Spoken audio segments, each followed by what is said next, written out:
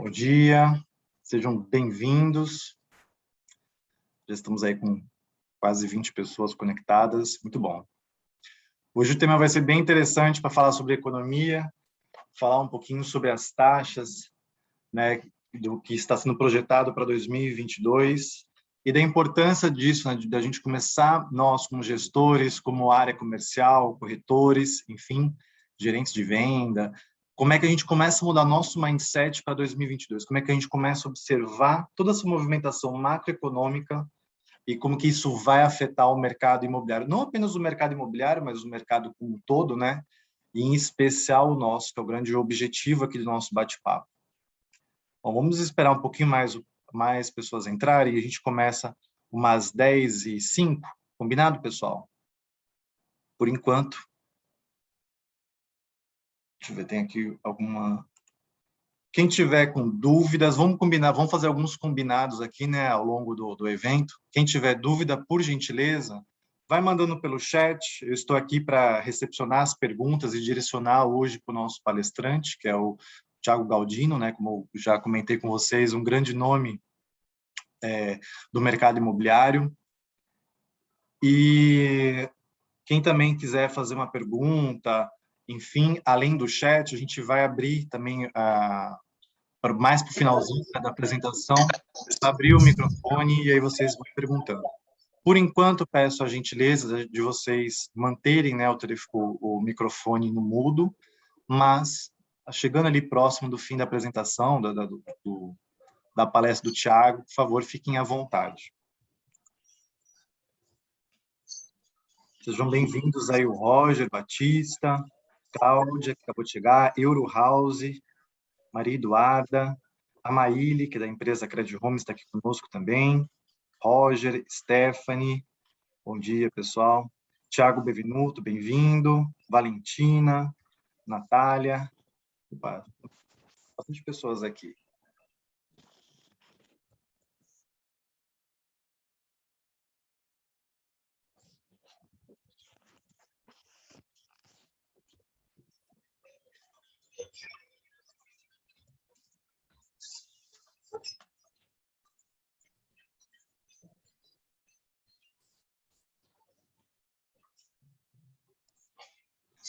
Pessoal, todos vocês estão vendo aqui a tela de fundo, né, a tela da apresentação. Meu áudio está chegando bem aí para vocês? Já vi que tem umas carinhas aqui assim. Então tá bom, tô vendo que tá indo, né? Combinado, pessoal.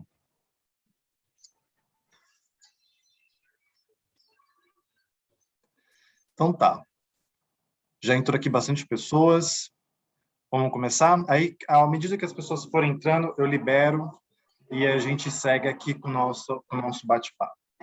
Bom, pessoal, hoje nós temos aqui um bate-papo muito rico, muito interessante, que é justamente para a gente conversar sobre a taxa Selic, o impacto disso nos mercados de forma geral, mas principalmente no mercado imobiliário, e como é que nós temos que começar a nos antever a isso, né? Acho que quando a gente começa a discutir e ver isso no cenário, né, pelas revistas, jornais, televisão, enfim, que a taxa Selic vai aumentar, ano que vem teremos eleições, enfim, são diversos contrapontos que teremos ao longo aí pela frente, que nós, como imobiliárias, nós, como os corretores, área de vendas, a gente tem que começar a estudar esses pontos e começar a antever os nossos passos para justamente não sermos tão impactados de forma negativa, enfim, e sim buscar contrapontos e também formatos dentro de nossas imobiliárias ou até mesmo dos nossos discursos de vendas, enfim, para que a gente consiga surfar nessa onda e não ser derrubado por ela, né? Então, por isso que hoje queremos provocar essa discussão, chamar todos vocês aqui para a gente conversar um pouco sobre esse tema.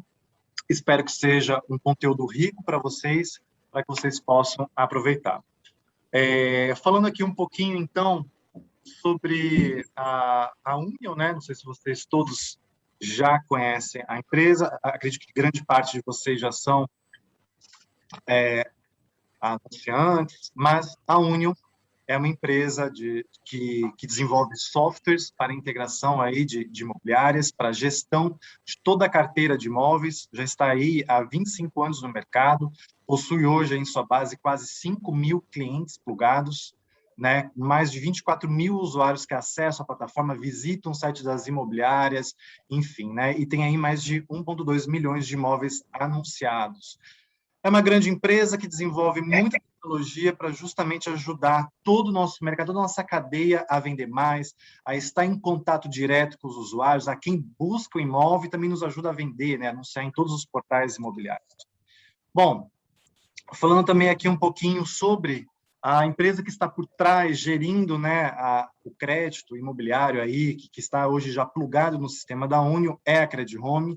É uma grande fintech que tem uma plataforma digital para ajudar aos usuários, também nós, corretores, nós, gerentes comerciais, donos de imobiliário, enfim, para que a gente possa indicar os leads que querem comprar um imóvel, que buscam um financiamento, eles têm essa plataforma que já está plugada conosco, para agilizar todo o processo de vendas para nós, né, de obtenção de crédito. Então, hoje, o usuário, normalmente, quando a gente fecha um contrato de venda, o usuário vai lá banco em banco tentando, né, a obtenção do crédito, a gente ajuda, a gente orienta, mas muitas vezes esse processo fica na mão desse usuário em tentar buscar a melhor solução de crédito para ele.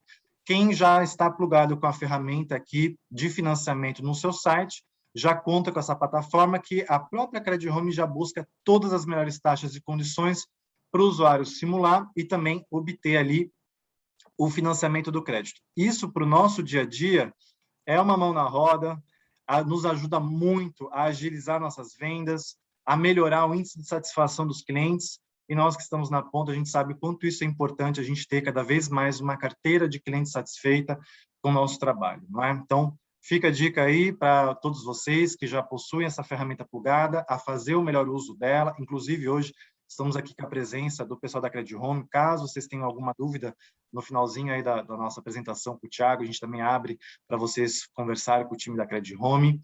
E é sempre muito rico ter mais ferramentas digitais que nos ajudem a prosperar no mercado.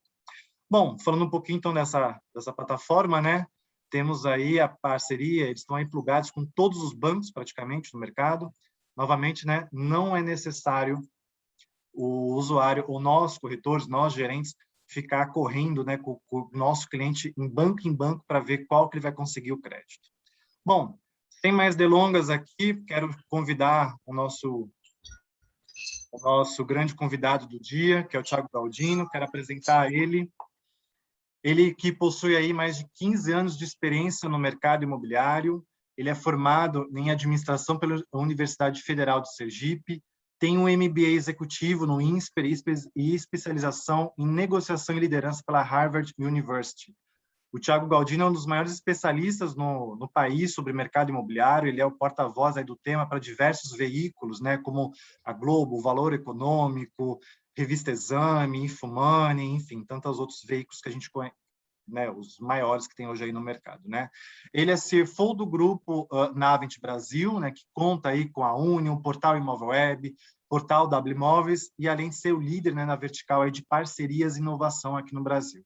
Então, Thiago, seja bem-vindo. É um grande prazer ter você aqui conosco. Obrigado pelo seu tempo. E espero que o pessoal saiba, aproveite todo esse conhecimento que você tem hoje a nos passar aqui nessa sua palestra. Obrigado, Thiago. Legal, Ricardo. Bom dia, Ricardo. Bom dia a todos. Está me escutando bem, Ricardo? Vamos só. Te escuto bem. Pessoal, quem tiver dúvidas, né, até complementando aqui, por favor, envie pelo chat, que eu já direciono aqui para o Thiago Galdino, ele que está aqui já preparado para responder todas as dúvidas de vocês. E, Thiago, hoje você traz um tema aqui que está bem em alta, né? Essa taxa, como é que afeta o nosso mercado, como é que você analisa esse cenário para o mercado aí em 2022 e, principalmente, né, teremos bastante mexidas no nosso cenário macroeconômico, até porque teremos aí eleições em 2022. Como é que você enxerga todas essas mudanças para aí, principalmente, como é que as imobiliárias, corretores, como é que a gente tem que lidar com todo esse volume, né, esse tsunami de informações? Legal, legal, Ricardo. Eu trouxe aqui algumas informações que vão um pouco além da Selic, até para que a gente compreenda o entorno disso e entenda um pouquinho da relação, principalmente nesse cenário onde temos Covid, pandemia, mudança de perspectiva do próprio usuário na ponta, né? Eu costumo dizer que aqui no próprio Imóvel Web também, a gente consegue ter uma visão bastante interessante do que está acontecendo no mercado, já que são quase 10 milhões de usuários por mês passando no nosso portal no Imóvel Web, W Imóveis. Então, isso possibilita a gente enxergar o mercado de outra forma, né? Eu trouxe aqui, enfim, uma visão inicialmente sobre o Covid, o impacto disso no nosso mercado, né? Eu acho que primeiro é interessante a gente passar, gente, sobre um contexto do mercado imobiliário nos últimos anos. Quem tiver aqui no mercado imobiliário há mais de 10 anos vai saber que esse nosso mercado é um mercado muito que eu chamo de pendular, ou seja, ele tem altos e baixos sempre. A gente só não sabe quão alto será quando estiver em cima, quão baixo será no contrário, e a gente não sabe quanto tempo leva cada onda. Mas é fato que horas ele está por cima, horas ele está por baixo. Mas ali entre 2014 e 2018, nós tivemos uma recessão econômica no país e essa recessão pegou em cheio o nosso mercado, que é um dos mercados mais importantes do país, não só na perspectiva de venda em si do corretor, da imobiliária, mas na perspectiva da construção civil, da incorporação. Eu vou só pedir para todo mundo, se puder deixar no mudo, eu agradeço, para não ficar tendo um retorno aqui. É, o Ricardo, se você puder também, você pode colocar no mudo quem às vezes sem querer tira. Então, é interessante a gente dar uma olhada que 2014 e 2018 tivemos crise econômica no país, crise econômica no mercado imobiliário. A crise que afetou o país afetou de forma mais brutal ainda o mercado imobiliário. Ora, nós vivemos aqui na pandemia agora uma crise econômica no país, com o PIB caindo mais de 4%. Alguns analistas chegaram a projetar que cairia perto de 10%. Se esperava que essa crise igualmente se repercutisse no mercado imobiliário e não foi o que aconteceu. Eu vou mostrar aqui e eu vou explicar um pouquinho disso por quê. E aí eu vou para o ponto 2 aqui, que é o seguinte: o que eu chamo de bases do mercado imobiliário, elas estavam num cenário diferente. Isso é graças ao aprendizado que nós tivemos da crise anterior. Ou seja, a crise no mercado imobiliário, ela acontece por um conceito básico da economia, que é o conceito de demanda e oferta. Se eu tenho muito mais gente oferecendo imóveis e muito menos gente disposto a comprar, é óbvio que os preços vão cair. E se os preços vão cair, as margens também, o investimento também, torna-se um leilão, muitas empresas começam a falir, muitos corretores passam a vender menos, ganhar menos comissão, as imobiliárias a demitir, e um efeito cascata acontece. Então, no fim do dia, essa lei da demanda e oferta, ela está sustentada aí por alguns pilares e eu trago 4 principais. Vejam, o que aconteceu na recessão 14 e 18 é o que não acontece agora no período da pandemia, que é taxa Selic antes era alta. Nesse período de pandemia, ela esteve muito baixa, na casa dos 2%. O crédito era muito concentrado sempre, em 3, 4 bancos no máximo. Embora eles ainda detêm maior parte do crédito imobiliário no Brasil, a oferta de crédito, começam a surgir diversas opções, não só em bancos, instituições, fintechs, como a Credit Home, por exemplo, nossa parceira, mas como também produtos diferenciados, como o Home Equity, por exemplo. Olha, agora você pode usar o seu primeiro imóvel como garantia para comprar o segundo. A demanda ela passa a se aquecer nesse momento de pandemia em diferentes direções. Por exemplo, enquanto na recessão anterior, 2014 e 2018, naquele momento de crise econômica, todo mundo que se fechou naquela crise, a demanda simplesmente baixou, mas ela não mudou de direção. E eu já comento um pouco dessa história de direção da demanda. Na pandemia, gente, essa história do fique em casa, será que vamos para home office? Quanto tempo vamos ficar em casa? Vou para o interior, vou para o campo, vou para a praia. O que, que eu faço? Minha casa ficou pequena, os filhos estão estudando em casa. Fez com que a demanda ela começasse a correr por diversos, né, por diversas direções. E o estoque passa a ser controlado. E aí é um fator chave, tá, pessoal? Porque lá em 14 e 18, a gente teve principalmente forçado pelo mercado financeiro. O que quer dizer isso? muitas incorporadoras abriram capital na bolsa. Quando você abre capital na bolsa, você é pressionado a fazer lançamentos, pressionado por quem? Pelos investidores. O que acontece? O investidor, ele quer a ação dele valorizando, e a ação valoriza quando tem lançamento. Mas isso aqui não é venda de sapato, não é venda de laranja. Isso aqui é imóvel. Você vai fazer um lançamento, você tem que incorporar, fazer aprovação legal, construir. Significa o seguinte, você lança a qualquer preço para valorizar a sua ação, mas no fim do dia você não consegue vender isso, você precisa baixar preço. Um monte de incorporadora faliu porque ficou com um monte de estoque. Quando você está com o imóvel pronto, você fica pagando IPTU, condomínio, fora que depois para vender ainda tem que retrofitar, reformar, pintar de novo, blá, blá, blá. O que acontece? Com esse aprendizado de 14, 18, o estoque brasileiro estava muito controlado. E aí eu vou fazer algumas diferenciações aqui que vocês podem me fazer perguntas depois. Por exemplo, essa situação em São Paulo, Rio de Janeiro, Distrito Federal e muitas capitais do Nordeste, elas vão em tempos um pouco diferentes, tá? Por exemplo, em momento onde São Paulo estava recuando muito a demanda, a gente estava o Nordeste ainda subindo. Eu diria o seguinte, a curva e a história do pendular, ela acontece quase que igual para todas essas regiões. A diferença é quando. Às vezes, enquanto São Paulo está caindo, o Nordeste ainda está subindo. Quando São Paulo já está começando a recuperar, o Nordeste está então caindo, chegando embaixo. Brasília, Rio de Janeiro. Rio de Janeiro tem um caso específico, que por causa do pós-pandemia, ou pós-Olimpíada, pós-Copa, todo o contexto de corrupção institucional, insegurança jurídica do Rio de Janeiro, fez com que a situação do Rio de Janeiro fosse mais grave. Mas, no geral, gente, a gente está falando disso. Chegamos na pandemia e o estoque estava controlado. Porque agora, as empresas de incorporação lançavam imóveis apenas quando viam que tinham demanda. Ora, se as incorporadoras estão lançando menos e tem menos estoques, significa que quem tem imóvel usados, vocês corretores imobiliárias, com imóveis usados para vender, conseguem vender.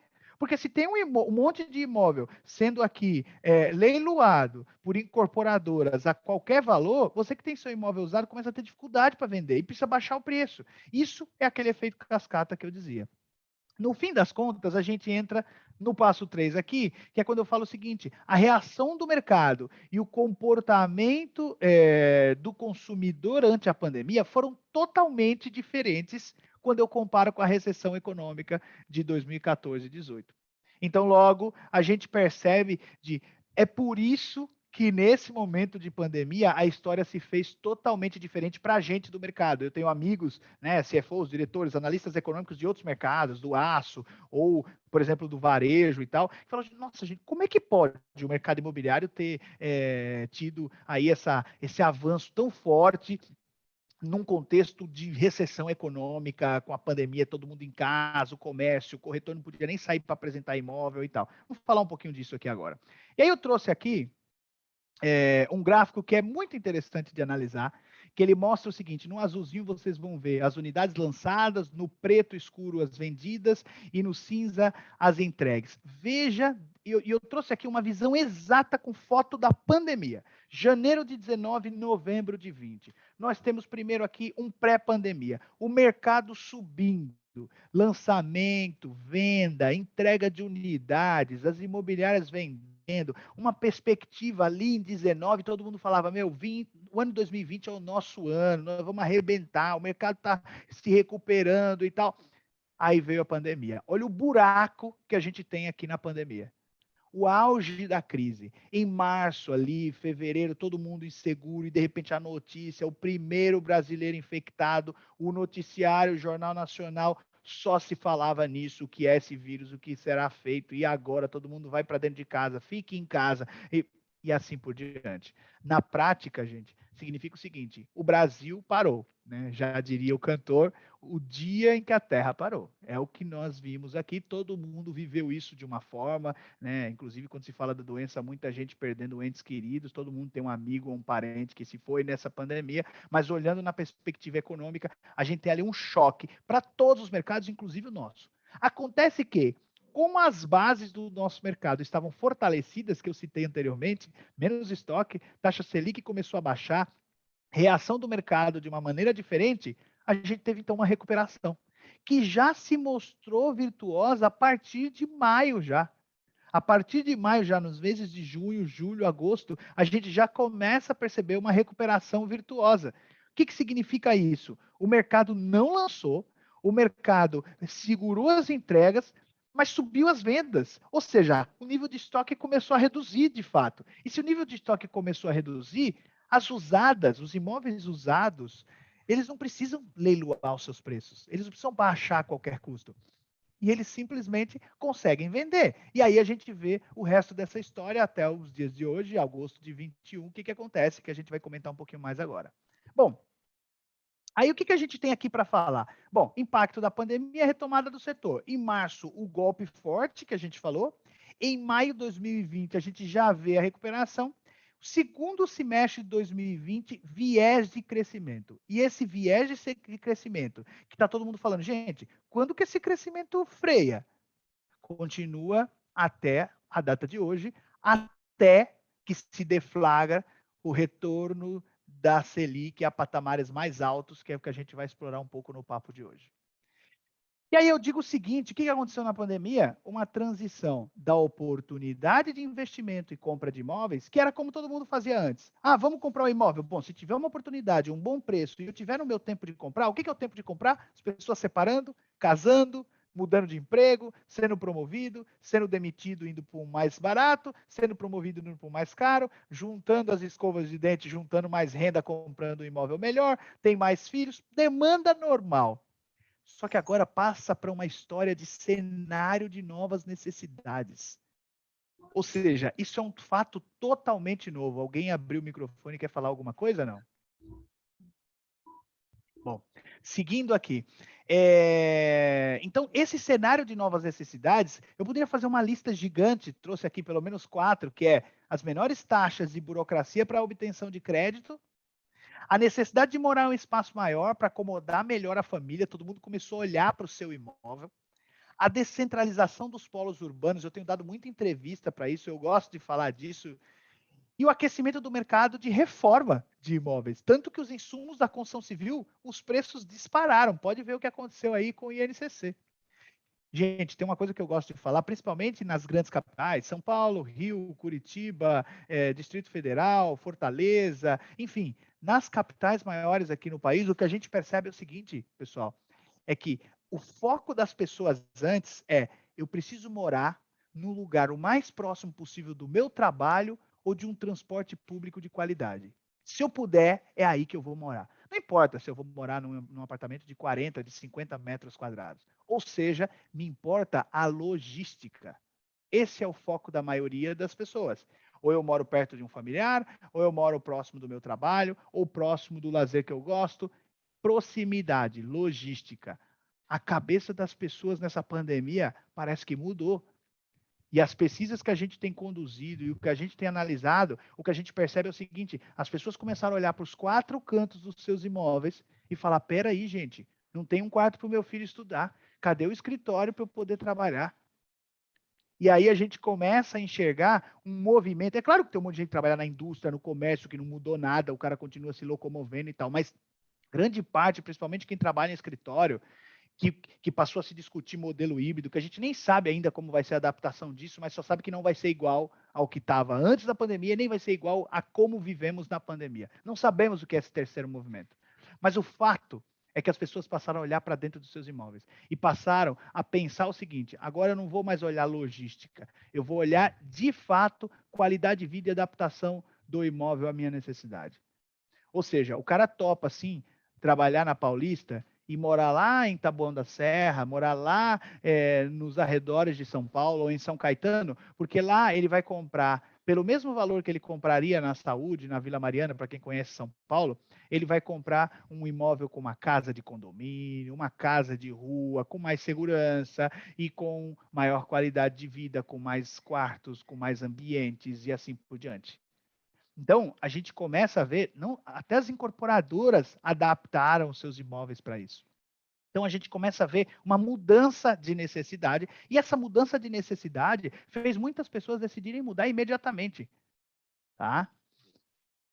Bom, aí, A prova disso tudo que eu estou falando está aqui nesses números que a gente traz, são números da ABCIP, tá? Associação Brasileira de Crédito Imobiliário, que a gente vê o seguinte, né? 2021, gente, comparando o mesmo período, janeiro a agosto de 21 com janeiro a agosto de 20, mais que dobrou o valor financiado em bilhões, de 65 para 136, mais que dobrou. 137 bilhões, praticamente, foi o que nós tivemos de crédito imobiliário de janeiro a agosto de 21. Isso é um crescimento sem precedentes, tá?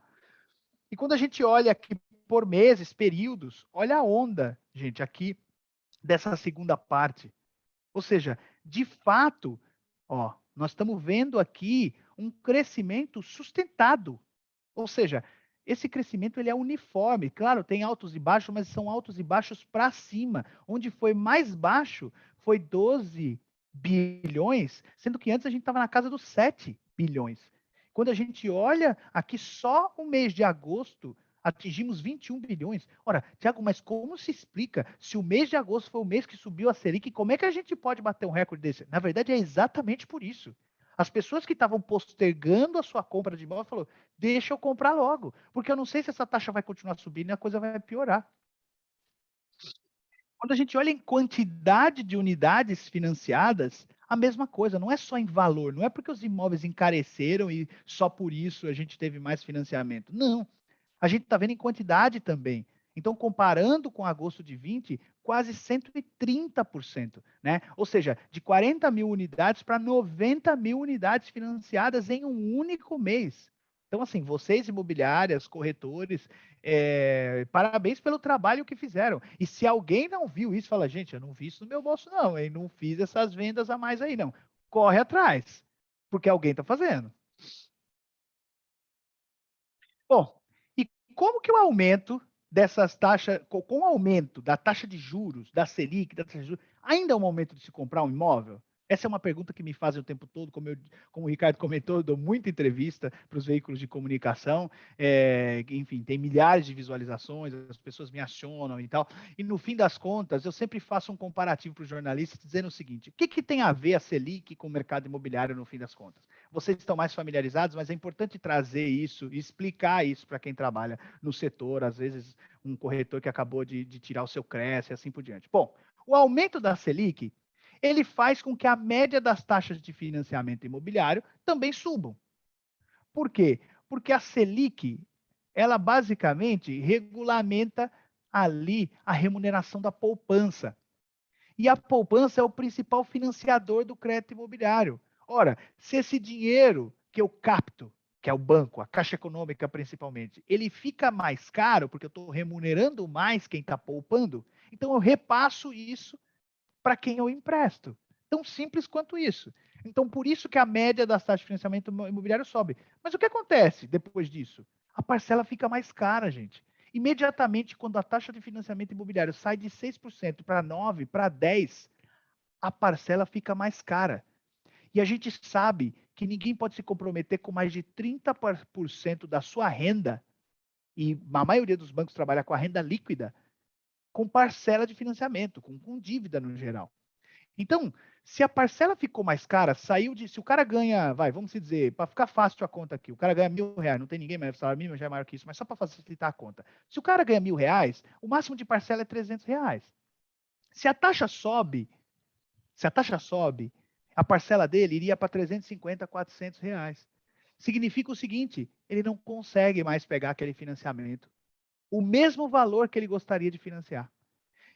Eu montei uma análise, gente, que aí vem o próximo passo, que é menos pessoas acessam crédito. Eu montei uma análise baseado na renda do brasileiro, que a cada 1% que a taxa média de financiamento sobe, cerca de 500.000 de pessoas deixam de ter acesso ao crédito imobiliário. Prestem bem atenção nesse dado, tá? É uma análise que eu montei com base nos dados de IBGE e, enfim, de Selic, inflação e renda do brasileiro, que diz o seguinte: a cada 1% que eu subo a taxa média de financiamento imobiliário, 500.000 de famílias a menos vão conseguir acessar crédito imobiliário, porque ele não vai mais conseguir o financiamento que ele queria. Isso na prática é o seguinte: menos imóveis são vendidos. Então, nós temos aí, então, um novo direcionamento do mercado. Então, com a taxa Selic agora 6,5, 6, 6,5, o que vocês estão vendo? Vocês estão vendo todos os bancos anunciando novas taxas médias de financiamento imobiliário. E eu construí uma tese, divulguei isso na Globo e tal, saiu uma matéria bastante divulgada no G1, muito completa essa matéria, outros especialistas dão entrevista lá também, mas eu montei uma análise para eles que vocês vão ver lá, que diz o seguinte: nós temos um teto aqui, mais ou menos de 7% para a taxa Selic, onde, passando desses 7%, vocês vão ver aumentos ainda mais duros na taxa média do financiamento imobiliário. Então, assim, sim, nós estamos vendo. Lembra da história que eu comecei falando? Nosso mercado ele é pendular, altos e baixos. De repente, nós estamos aqui no momento de mais alto que o mercado tenha, e a partir daí ele vai se estabilizar e a demanda vai descer um pouco. Não necessariamente virar uma nova crise. Não necessariamente. Lembra que eu falei dos pilares, das bases do mercado? A questão da taxa é uma base do mercado. A gente tem estoque, demanda, concentração de crédito, tem outras bases também, que elas estão bastante organizadas. Então, não significa necessariamente que eu estou vendo uma próxima crise, mas eu estou vendo uma demanda freando um pouco. Mas não ainda esse mês, não ainda mês que vem. Ou seja, até o final desse ano, temos que navegar numa onda importante, que é uma onda de alta. Tá claro aí, gente? Bom, aí aqui está a informação clara. Gente, 22 de setembro, Selic 6,25, estamos indo para 6,5, daqui a pouco chega no 7. A Caixa Econômica assumiu uma postura muito importante para a gente. O Pedro Guimarães, presidente da Caixa, falou: Caixa Econômica não vai subir a taxa de financiamento imobiliário. Na prática, como a Caixa é o maior banco financiador do nosso mercado, os outros bancos tendem a seguir basicamente o que acontece com a Caixa. Na prática, os outros bancos se sentiram pressionados a não subir tanto as suas taxas médias de financiamento imobiliário. Por quê? Porque a Caixa falou que até o final desse ano vai manter. Vai conseguir segurar isso? Ora, Pedro Guimarães falou que sim. A gente sabe que o banco é um banco público e que tem bases também políticas, e no fim das contas a gente precisa ver o que vai acontecer nos próximos capítulos. Mas esse é um movimento muito importante para a gente. Agora, em janeiro, fevereiro do ano que vem, o que vai acontecer com a taxa da Caixa? É possível que suba, não dá para sustentar essa taxa lá embaixo. Se tá... Agora, por que o banco está fazendo isso? Tá? Por que o banco está segurando essa taxa? Porque o banco está mais lucrativo. O banco está mais lucrativo porque está mais organizado. E aí não estou falando de política, de A ou de B, nem quero entrar nesse mérito aqui para outra palestra. Mas o fato é que a Caixa Econômica está mais organizada e com mais lucro ela consegue segurar um pouco mais a taxa. Se não fosse o caso, ela teria que imediatamente subir. Tá? Seguindo aqui, gente. Mas afinal, com o aumento dessa taxa, ainda é o momento de se comprar um imóvel? Sim, né? As taxas Selic, em agosto de 16, ela passava de 14%. A gente acostumou com esse 2 aqui, porque nós brasileiros nos acostumamos facilmente com notícias positivas, mesmo que ela ainda nem chegaram. Nós somos tão otimistas que quando alguém fala que vai vir uma notícia positiva, a gente já se apega a ela. Né? Mas no fim das contas, nós estamos falando de uma taxa de 6,25, perto dos 14 que foi em agosto de 16. Gente, está muito baixa ainda a taxa Selic. Então, sim, ainda é o momento de comprar. E é por isso que agosto está batendo recorde ali de vendas e de crédito imobiliário. Por quê? Porque as pessoas estão vendo isso. E eu tenho falado isso nas entrevistas, e graças a eu e outras pessoas que estão dando entrevista, as pessoas estão lendo e falando, gente, é melhor eu comprar logo. E depois eu vou mostrar para vocês um indicador do Imóvel Web que mostra um pouco disso. Minha tese, como eu disse, é: enquanto a gente não ultrapassar o teto dos 7%, ainda subindo, mercado crescente, maré alta. Depois dos 7%, atenção, sinal amarelo, a maré pode começar a mudar. Como eu já disse, cada 1% a menos na taxa Selic, 500 mil de pessoas a mais no crédito imobiliário. Por isso que é importante a gente olhar para a Selic. E, né, o último boletim Focus, que é o relatório do Banco Central, que é muito importante a gente acompanhar e ver o que está dizendo isso daí, qual que é a projeção do próprio governo acerca dos indicadores brasileiros, diz o seguinte: a gente deve fechar o ano aí com 8,25. Ora, quando o próprio Banco Central nos diz que deve fechar o ano com 8,25, menos de 8 não será. Então o 7 já está aí. Então, temos que conviver com essa realidade e nos adaptar a isso. Não é uma má notícia necessariamente, tá? Como eu disse, temos outras oportunidades. A demanda, e eu vou mostrar isso um pouco mais para frente, ela mudou. A gente está preparado para atender essa demanda? Nós vamos falar um pouco disso daqui a pouco também. Bom, aqui eu trouxe também uma tabela, mas e vocês têm acesso a isso, esse levantamento é lá do G1, da entrevista que eu dei, mostrando um pouco aí como é que estão as taxas, e aí veio essa história de, financiamento atrelado à inflação, com IPCA, ou seja, os bancos mudaram um pouco, esses novos produtos, eles trouxeram algumas novas oportunidades, mas também confundiu muita gente, nem sempre o corretor imobiliário está preparado para falar isso. Por isso que é importante, né? O Ricardo começou falando de credit home, e eu vou chamar a atenção disso para vocês. É importante ter um parceiro, um assessor de crédito, alguém que nos apoia nisso, porque o corretor ele já tem muita coisa para fazer e deixar para o corretor ser o especialista que fala sobre qual é a melhor linha de crédito. Talvez ele não seja a pessoa ideal para falar disso. E é importante que um assessor, um consultor faça isso. Tá? E se isso for o custo do banco, melhor ainda, que é o nosso caso. A solução que a gente traz com o Imóvel Web, com o Unio, é exatamente essa, tá? Com Credit Home. Então, vocês veem aí que as taxas já vão ali, né, passando do 7, né?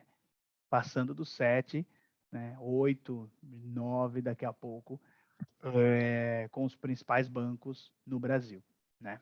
Então, encarecimento de fato do financiamento e o impacto direto no bolso do consumidor. Resumo, gente.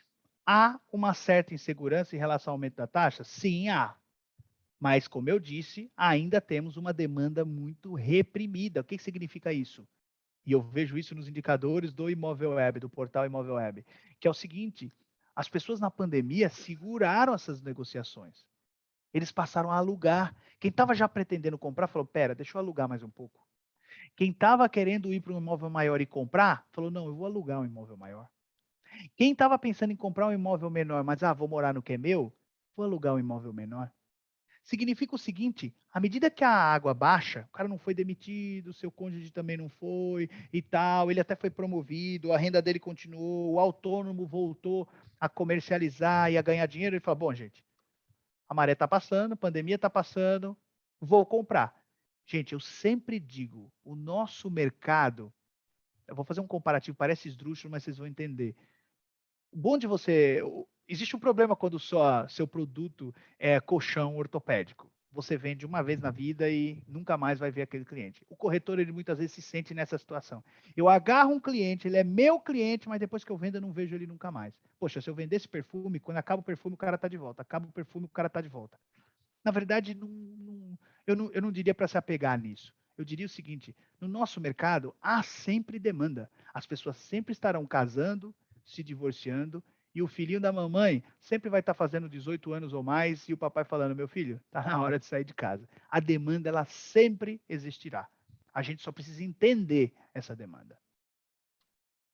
Bom, esse é o dado que eu tinha falado para um dos dados que eu tinha falado para vocês que eu ia trazer aqui, mostrando o seguinte: esse aqui é o indicador que a gente apresenta, está até em espanhol, a gente apresenta, onde a gente fala o seguinte: qual é a rentabilidade? Ou seja, até numa perspectiva de quem fala, eu vou comprar um imóvel para investir.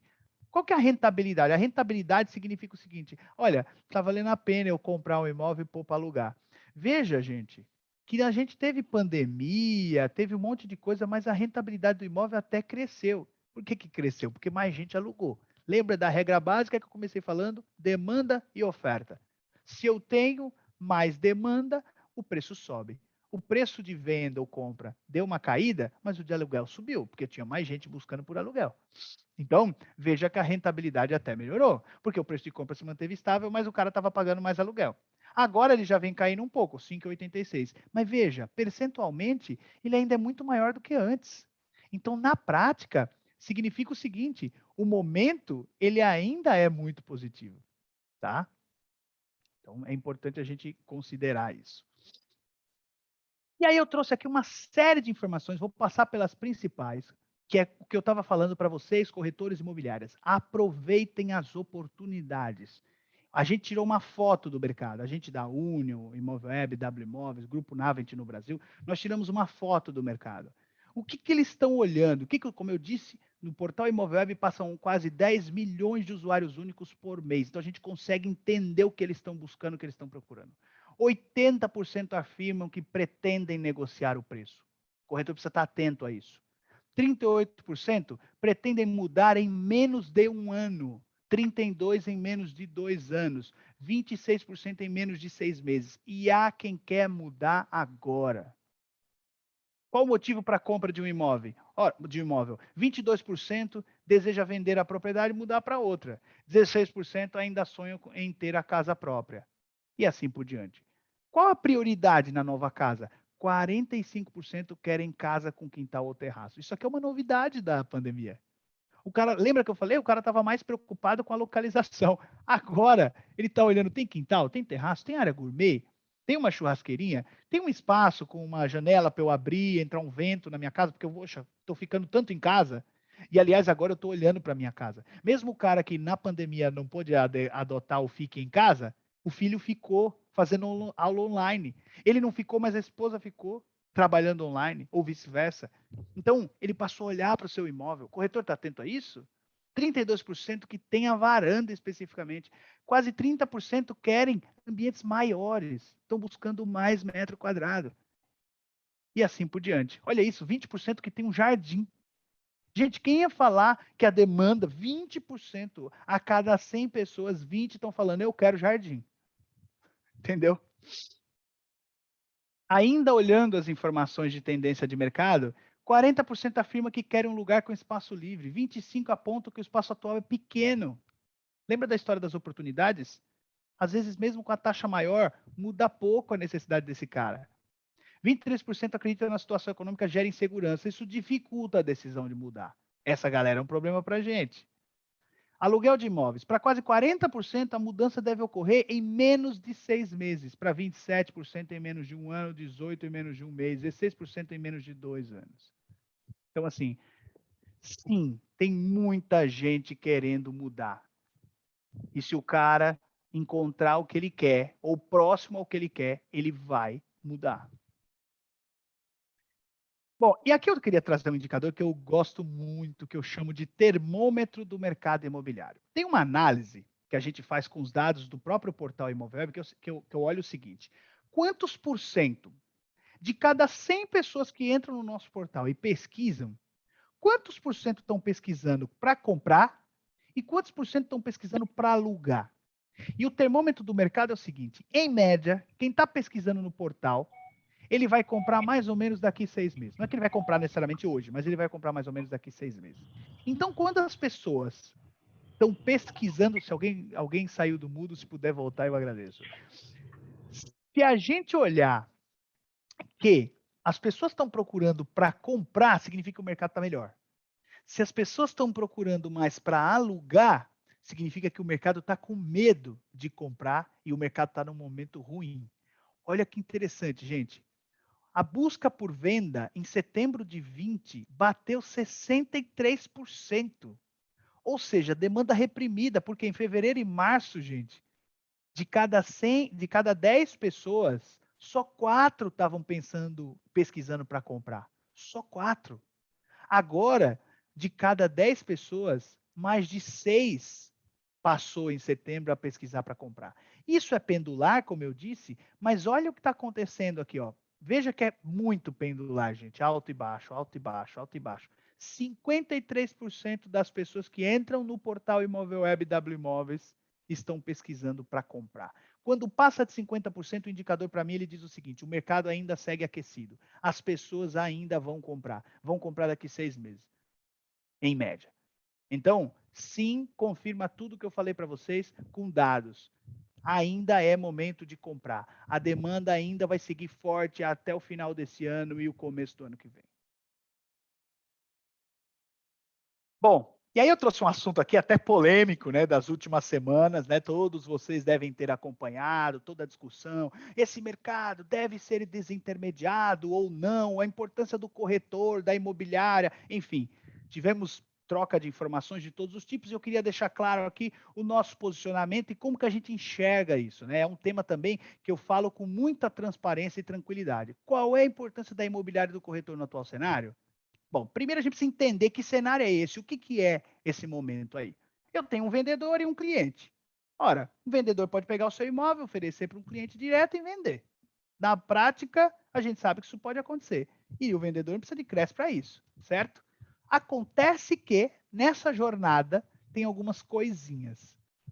E eu trouxe um resumo só, tá? Vocês sabem melhor que eu para dizer. Eu venho do mercado imobiliário já trabalhei em incorporadora e tal, então conheço bastante disso, mas vocês que estão no dia a dia. Eu tenho precificação, eu tenho história do crédito imobiliário, eu tenho documentação e mais do que isso, eu tenho questões mercadológicas. Eu tenho, tá bom, o vendedor quer vender, mas como que ele faz para divulgar, para vender mesmo, para chegar nos usuários, para chegar no interessado? E outra, ele está disposto a ficar apresentando, ir lá e visitando e abrindo a porta para um, para outro, para outro, para outro? A necessidade do cliente. O cliente ele está buscando alguma coisa. Tem um monte de vendedor falando, oh, estou aqui disposto a entender a sua necessidade. E a negociação comercial. O vendedor tem um valor que ele está disposto a abrir mão, a dar de desconto. E o cliente tem um valor máximo que ele está afim de pagar. Isso aqui no mundo da negociação, né? A gente aprende que chama BATNA. Né? Esse BATNA, que vocês devem fazer no dia a dia de vocês, e nem sabiam muitos que chamava assim, mas é uma coisa que o corretor sabe fazer mais do que ninguém. Só que o que acontece? Nesse mundo, que eu chamo mundo do corretor, ele mudou, gente. Ele mudou. E aí vem a minha reflexão para vocês.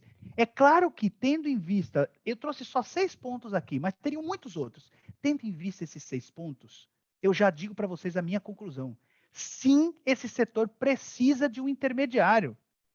Por quê? Basicamente, porque o imóvel é a compra mais importante da vida do brasileiro. E, gente, prestem bem atenção no que eu vou falar. Você compra um sapato várias vezes na sua vida. Você compra alimento toda semana. Você vira especialista, você sabe o preço, você sabe onde comprar, onde tem mais qualidade, qual é o lugar que te atende melhor e tudo isso. Só que na compra mais importante da sua vida, agora você se colocando no papel de cliente, você não consegue ganhar experiência, porque você só compra uma ou duas vezes. Quem é que compra 10 imóveis? Só um investidor, é exceção. Mas você compra um, dois imóveis na vida. Então você não tem experiência. Na compra mais importante, mais cara, você não tem experiência. Então, como pode alguém pensar em desintermediar essa situação? E num país onde isso é extremamente difícil de se fazer, burocrático, complexo, só que o que acontece? Isso significa que todo mundo pode dormir em berço esplêndido? E aí, gente, eu quero chamar a atenção de vocês. Eu quero chamar a atenção de vocês trazendo o exemplo do taxista. O taxista, ele se apegou ao fato de que ele tinha alvará. Eu ter alvará é o que me basta. Não precisa atender bem, não precisa me preocupar com o cliente, eu pego só a corrida que eu quero, eu estou apegado ao alvará. A gente vê muito corretor por aí que está apegado ao fato de minha área é regulada. Eu tenho o CRES, é o que importa. Eu vou para cima e chamar o CRES. O CRES precisa atuar mais para multar as pessoas. Eu não estou dizendo que não tem. Tá? O CRES precisa atuar mais para punir essas coisas. O CRES precisa ser mais forte. Não estou dizendo que tem, que não tem. O meu ponto aqui é o seguinte: não é aí onde você, corretor imobiliário, vai ganhar. Porque isso é a história do taxista. Por quê? A legislação ela muda também se o mercado muda. E aí vem a legislação e autoriza o Uber a trabalhar. O que acontece? Rapidinho os taxistas melhoraram a sua qualidade de serviço e hoje você vê o taxista, metade deles faliu, perdeu, saiu do mercado e a outra metade se adaptou, entrou numa 99 da vida, assim por diante. Esse é o convite que eu faço para vocês corretores. O corretor de imóveis ele precisa se reinventar. Eu acredito sim no mercado intermediário. Quem conhece do mercado americano sabe da importância do corretor. O corretor é uma profissão gourmet nos Estados Unidos. É uma profissão que, assim como professor na Coreia do Sul, o cara nos Estados Unidos quer ser corretor. Muitas vezes o cara tem formação inclusive, de advogado. Muitas vezes você tem dois corretores, um que representa o vendedor, outro que representa o cliente. O corretor lá, ele busca capacitação. No Brasil, o que a gente vê muito é a pessoa sendo corretor como última possibilidade de profissão. Falou assim, ó, eu errei um monte de coisa, fiquei desempregado, fui lá, tirei o CRES para virar corretor. O cara não entende nada do assunto, fez um cursinho e agora sou corretor. E aí depois, o que acontece com o cliente? Como ele faz uma ou duas compras só dessa na vida, ele sai falando para 10, 20, 30 pessoas como foi a experiência dele. E aí ele generaliza.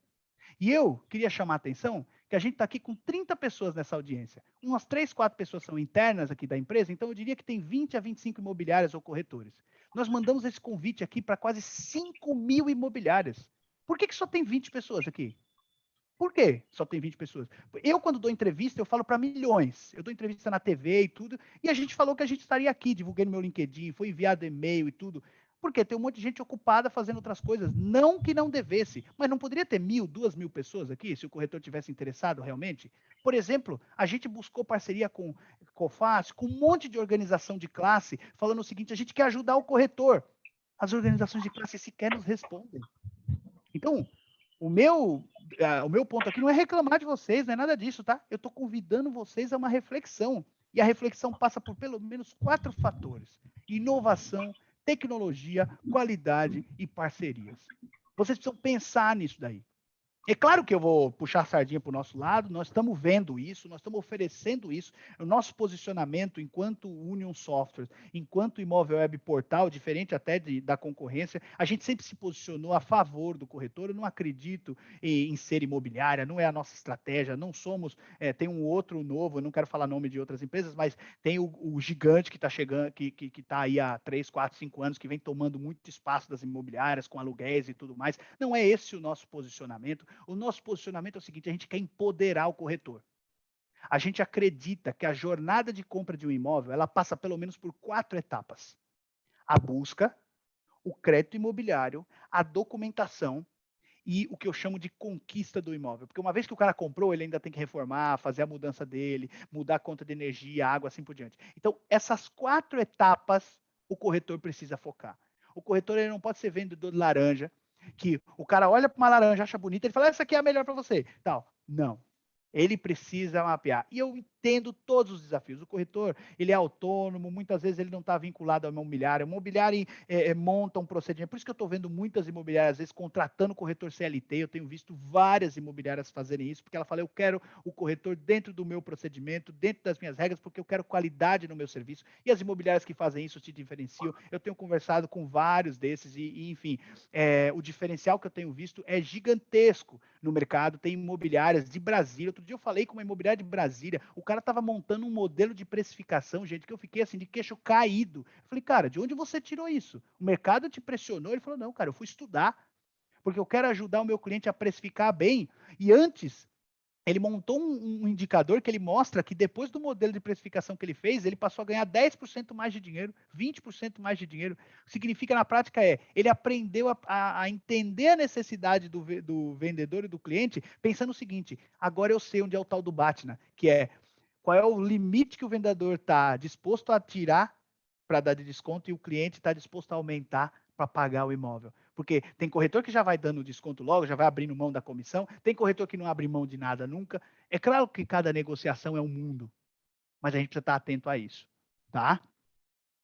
Bom, e aí, né, dito isto, uma das sugestões que eu trago para vocês aqui, tá? Eu tenho dito o seguinte: nós do Imóvel Web, o nosso posicionamento, essa história de desintermediação, como eu disse, eu não acredito. É por isso que o nosso posicionamento, eu digo que nós do Grupo Navent no Brasil, Union, Imóvel Web, W Imóveis, as empresas que formam o nosso grupo no Brasil, nosso objetivo é se posicionar como Real Estate Tech. O que é isso, tá? Isso é muito famoso nos Estados Unidos já.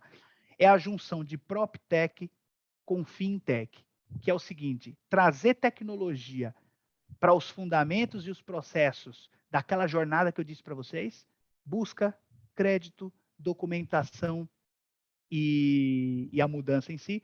E, por fim, a questão fintech, que é a questão financeira disso. Gente, o crédito sempre esteve concentrado. O crédito sempre esteve ali no monopólio de 3, 4 bancos. Esses bancos só querem quem é VIP, só quer o personalité, o Prime. Ele não está muito interessado em ajudar alguém que está com probleminha de documentação, que está com uma questão, precisa compor renda, tal. O banco não está. O gerente da agência, ele não é nem capacitado o suficiente para poder atender. Ele nem é de crédito imobiliário em si, para poder atender essa pessoa. E é por isso que a gente percebeu que esse era o maior filão que a gente precisava investir em ajudar a imobiliária. Então, todas as nossas soluções, elas vêm para empoderar a imobiliária. Sempre trazer algum ganho adicional, trazer alguma coisa, mas as pessoas têm que usar. Por exemplo, a gente tem mais de 1.000 pessoas, mais de 1.000 imobiliárias cadastradas na solução nossa de crédito imobiliário, e a gente tem um mínimo aí de uns 10% usando. uns 10% usando. E veja, nós chamamos 5.000 pessoas para esse papo aqui, eu tenho aqui menos de 30 pessoas. Então, o meu chamado aqui para vocês é o seguinte: se vocês estão aqui, vocês já são diferentes. Continue assim, porque vocês vão ver muito amigo de vocês chorando, falando que está difícil e que vai ter que fechar, e vocês estão aí falando, beleza, um pouco que você tem vai vir para mim ainda. Não estou dizendo que vocês têm que tomar nada de ninguém, mas é isso que acontece no cenário, entendeu? Enquanto uns choram, outros vendem lenço. Essa que é a grande verdade. Então aqui, como solução de apoio ao crédito imobiliário, o que a gente traz é isso. 70% das transações imobiliárias hoje no Brasil acontecem com financiamento. Então, a gente entendeu que aí estava o principal problema do brasileiro, o crédito para comprar o seu respectivo imóvel. Então, a gente trouxe a nossa parceria de Union com o Credit Home, que é exatamente colocar a imobiliária para ganhar financiamento imobiliário mais rápido. O prazo que a gente tem é metade do tempo dos bancos médios. Gente, a gente não é perfeito, tá? Recentemente recebi uma reclamação específica de uma imobiliária, fomos lá, atuamos e já resolvemos, entendemos onde aconteceu o erro de processo e estamos buscando melhorar. Mas hoje a gente já tem um indicador que dessa nossa parceria aqui, o prazo médio para fechar um financiamento conosco é metade do tempo de um banco. E eu não exijo que a imobiliária pague nada adicional por isso, nem para a Union, nem para a gente. Pelo contrário, a gente ainda dá uma rendinha extra, uma comissão extra. Por quê? Porque quem me paga é o banco. O banco tem tanto custo atendendo um monte de cliente que não vai dar em nada, que ele topa me pagar para eu trazer um cliente mais quente. E eu vou fazer isso junto com vocês. Essa que é a grande verdade. E aí eu divido metade do meu ganho com vocês. Essa que é a verdade, porque meu objetivo não é ganhar dinheiro aí, como Union, como Imóvel, como W Imóveis. Meu objetivo aí é garantir que faça negócio. Se vocês imobiliárias fazem negócio, vocês continuam pagando as nossas licenças, continuam conosco, a gente pode investir nos nossos softwares, a gente sabe que o dólar está subindo, isso encarece muito a nossa operação, porque a gente depende de tecnologia de fora, então, no fim das contas, essas coisas ajudam a vender mais. Se vocês vendem mais, vocês estão mais felizes conosco. Tá? Então a gente botou a solução ali, tem o Simule Seu Financiamento, tem uma visão de status. Não existe no Brasil uma solução que te dê um status. Hoje, se você entrar num financiamento no Itaú, no Bradesco, Santander, você não tem uma visão de status de como que está parada a situação do cara. Os bancos dizem que tem, mas na verdade não tem. E hoje, dentro do seu sistema Unio, você consegue ter uma visão, a gente trouxe até uma telinha aqui, você consegue ter uma visão de como que anda, a quantas anda, como o povo gosta de falar, a sua solicitação de crédito, e você tem um dashboard para isso. Então, eu não gostaria que vocês perdessem uma oportunidade dessa. Gente, eu corri aqui, fiz de narrador de futebol de rádio e queria abrir para vocês para perguntas, comentários, sugestões, críticas. Fiquem à vontade. Foi um prazer estar com vocês de antemão, já lhes agradeço. Podem abrir o microfone e fiquem à vontade para comentários. Tiagão, que aula! Quero te agradecer pelo seu tempo, por toda aqui a sua apresentação, muito rica. Quero contribuir, falar que essa sua colocação em relação ao mercado imobiliário e da posição, né, do grupo Navint, Imóvel Web, Union, de atuar sempre ao lado aqui nosso de imobiliárias e corretores é sempre muito oportuno e sempre nos ajuda a avançar cada vez mais. Acho que a gente enxerga a tecnologia não como uma barreira, mas sim como uma ponte para a gente chegar cada vez mais a unir os dois lados da moeda, né? De quem quer vender o imóvel e de quem quer comprar o imóvel. Bom, gente, por gentileza, quem tiver dúvidas, né, está aqui aberto, o Thiago, o pessoal da Credit Home está aqui, também está aqui conosco. Deixa eu só responder, Rick, deixa eu Claro. só responder aqui. O Valdir, ele perguntou o seguinte: poxa, cheguei agora, é possível rever essa aula?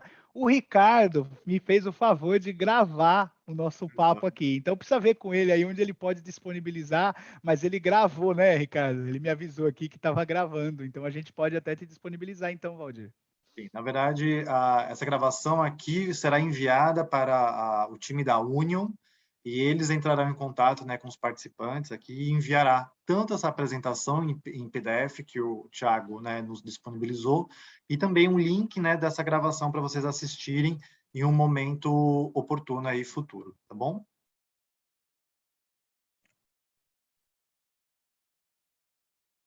Estes 15% mencionados que não conseguem visitar o imóvel, tem algum motivo específico?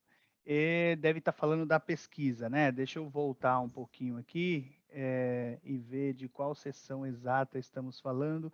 15% apontar dificuldade de fazer visitas a propriedades no atual contexto. Não, esse caso específico aqui, enfim, não estou sem o seu nome aqui porque está escrito user, mas esse caso específico aqui é por causa da pandemia, as pessoas falam, poxa, não consigo visitar. Ou porque o pessoal do condomínio está proibindo visitas, ou porque o próprio proprietário não se sente, João, obrigado pela pergunta, não se sente confortável em receber, ou seja, uma parte dos clientes falou, olha, eu me interessei por imóvel, mas não me deixam visitar. É mais nesse sentido, tá? A questão mesmo das proibições, das limitações. Essa pesquisa, ela rodou há alguns meses, né? Eu trouxe já o resultado para vocês, eu creio que isso não será um problema mais agora, né? Obrigado, Gustavo. O pessoal da Union vai mandar, sim. Tiago, considerando os cenários e nosso histórico de crises, caso tenhamos uma Uma desaceleração pergunta. nos próximos 2 anos, você acredita que a desaceleração será muito forte como em 2015 e 2016? Não. Essa desaceleração é uma excelente pergunta, tá? Eu não sei se você estava desde o começo, mas se não, é legal, Alan, você ouvir o que eu comentei no início, que eu comentei, beleza, então você vai lembrar de quando eu fiz um comparativo com 14 e 18. As bases lá atrás de estoque, de interesse, eram muito diferentes. E a taxa estava na casa de 12, 14%. Quando você fala em 15 e 16, era exatamente esse momento. As incorporadoras liquidando seus imóveis para não falir, muitas delas chegaram a falir ou entrar em recuperação judicial. Esse não é um cenário que a gente vê agora. Então, só haveria uma crise nos próximos 2 anos, parecida com essa, se aparecer um fato novo. Exemplo de fato novo, pandemia. Outro exemplo de fato novo. Não sei se vocês ouviram falar numa tal de Evergrande. Vocês ouviram falar? Gente, é todo dia que alguém vê uma empresa com um rombo de 30 bilhões, né? 300 bilhões, desculpa, é bem lembrado. 300 bilhões. Gente, isso é economia de países. Isso é PIB de país. Isso significa o seguinte: desestabilizou a economia mundial. E para variar, podia ser em qualquer setor, né? Não contra nenhum outro setor, mas em que setor é isso? No nosso. Isso é um fato novo. Isso pode sim impactar. Mas isso também pode ter um lado bom, tá? Tudo tem um lado bom nessa vida. E eu vou contar um para vocês. Vocês concordam comigo que os insumos da construção civil nunca estiveram tão caros, né? Você tem um gigantesco, um monstro, que agora vai comprar menos insumos. Lembra da regrinha básica, demanda e oferta, que eu comentei no início?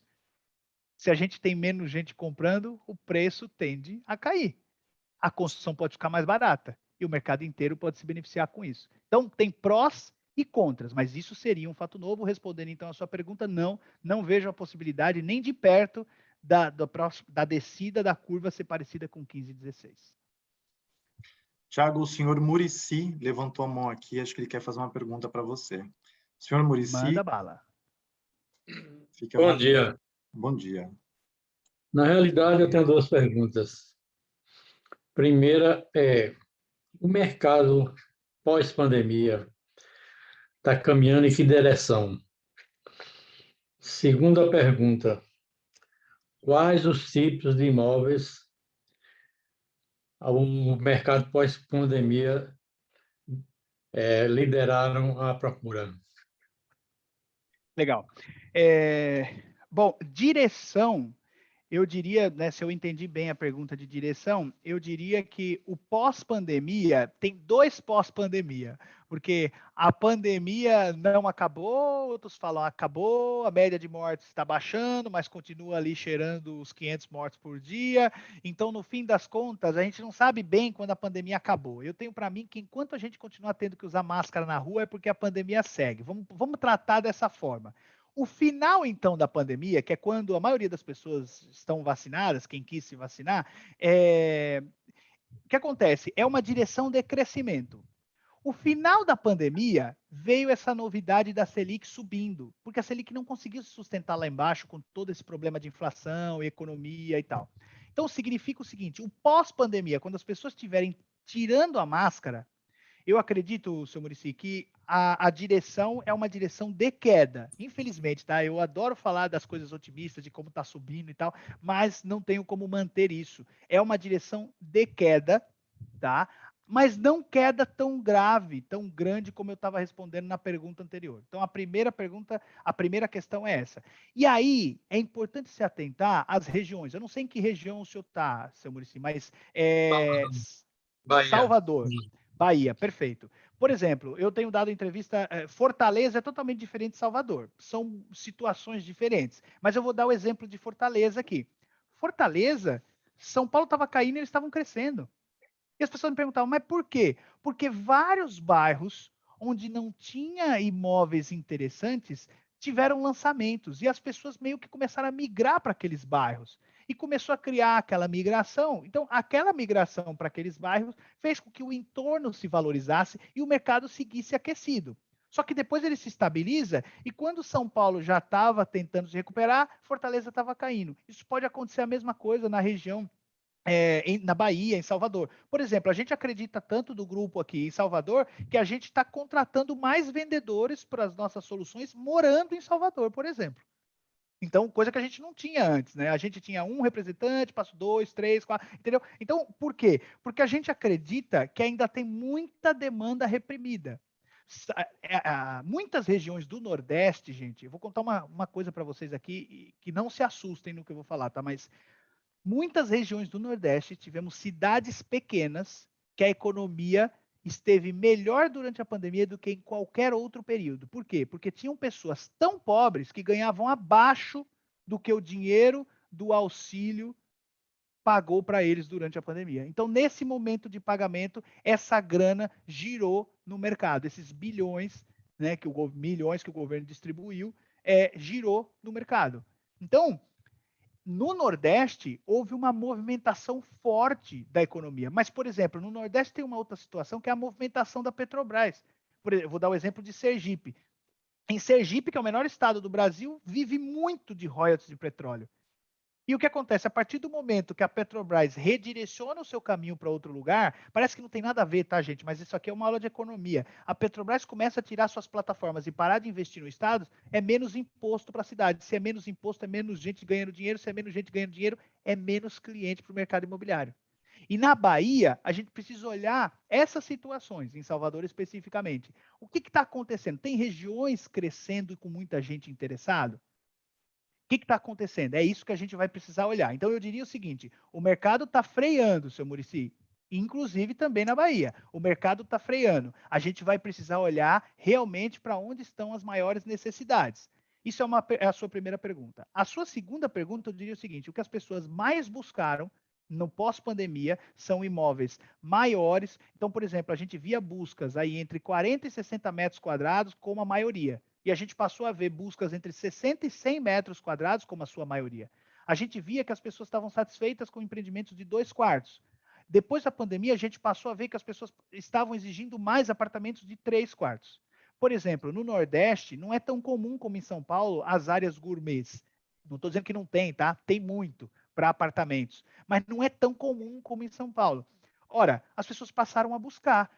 Se eu moro em apartamento, eu não quero ficar numa caixinha de fósforo. Eu quero ver, eu quero ter uma área para tomar um vento, para colocar um churrasquinho, para, sei lá, para fazer um jantar lá fora numa mesinha, tomar um café lá fora, na minha arinha, entendeu? Ou seja, eu quero mais áreas de lazer no condomínio. Isso são novidades do usuário que antes, olha, eu só quero proximidade. Olha, eu estou próximo de uma rodovia boa em Salvador, estou próximo do acesso à praia, é o que me importa, não tem problema em morar numa caixa de fósforo. Isso mudou. Então, essas são as duas respostas aí, seu Muricy.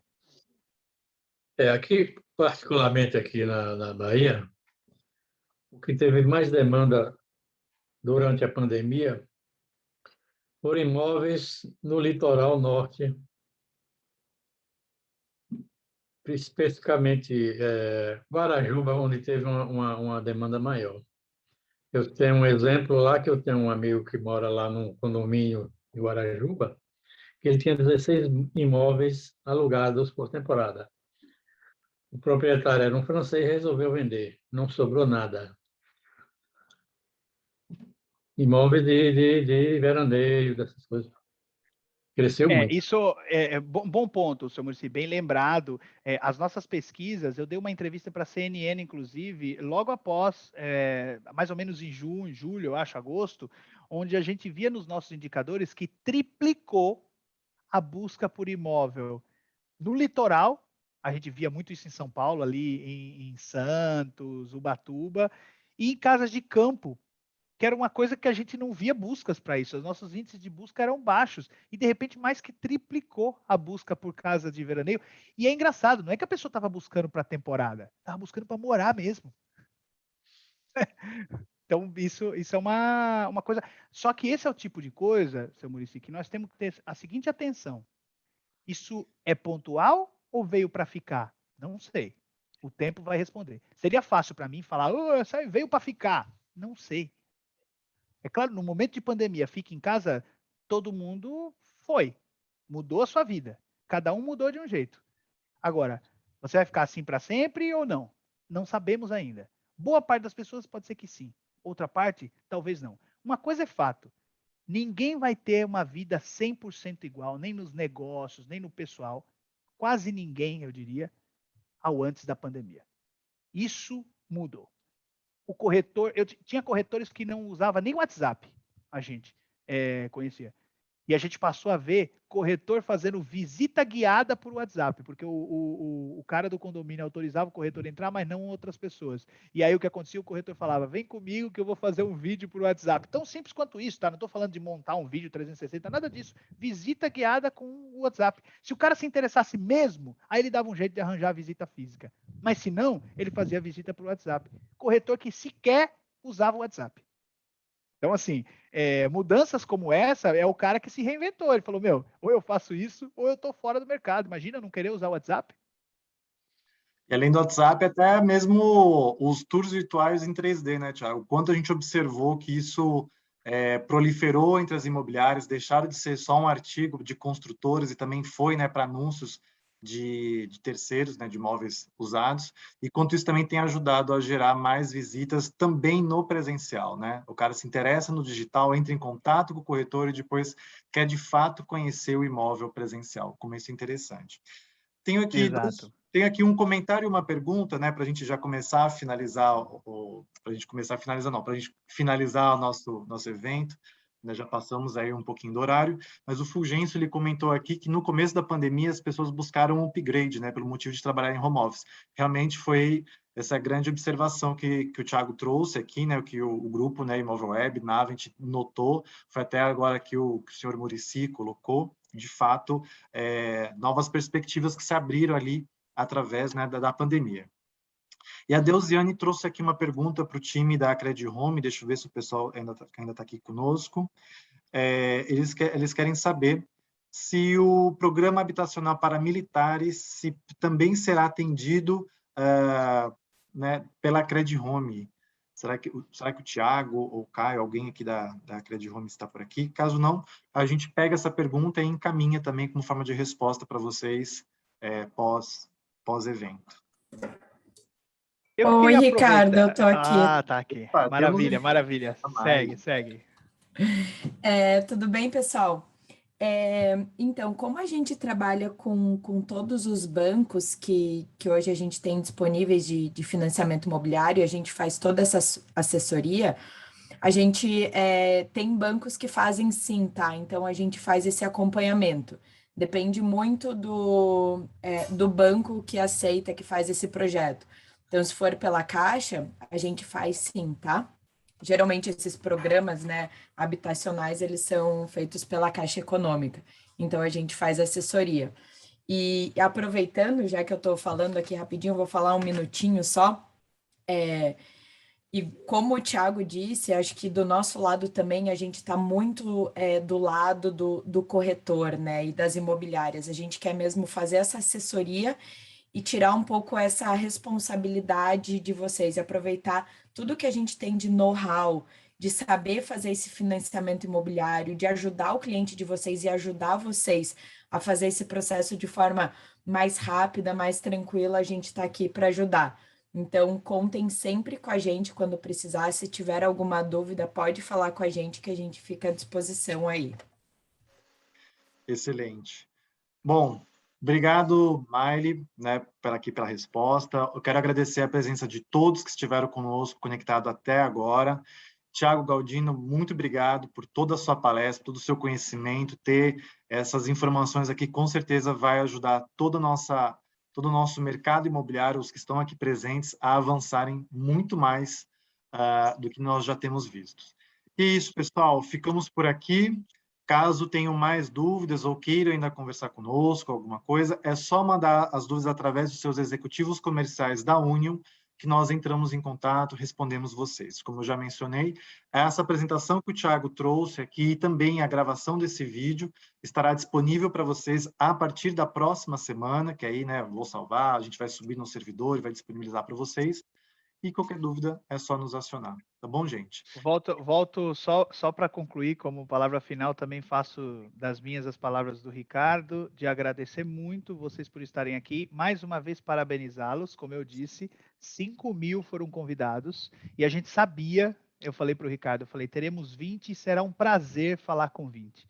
E foi um prazer falar com 20. São 20 que realmente estão pensando diferente. Eu sei que vocês tinham outras coisas para fazer, vocês tinham outros compromissos, eu também. O Ricardo também, a Maile também, mas nós estivemos aqui com vocês exatamente porque sabíamos que viria um grupo seleto, porque 20 de 5.000 é sempre um grupo seleto. Então, procurem realmente se atualizar, procurem realmente encontrar os caminhos, como eu disse, das 4 vertentes ali, de tecnologia, de inovação, de qualidade no serviço de vocês, de boas parcerias, bons parceiros. Nós somos um dos parceiros que estão aí à disposição de vocês, mas com certeza vocês devem ter outros parceiros para outras coisas também, como cartório ou como qualquer outro agente que ajudem vocês nessas 4 etapas que eu falei da compra e venda. Tem aluguel, tem seguro, a gente tem soluções também no nosso grupo aqui para todas as etapas, então a gente se coloca à disposição acerca disso.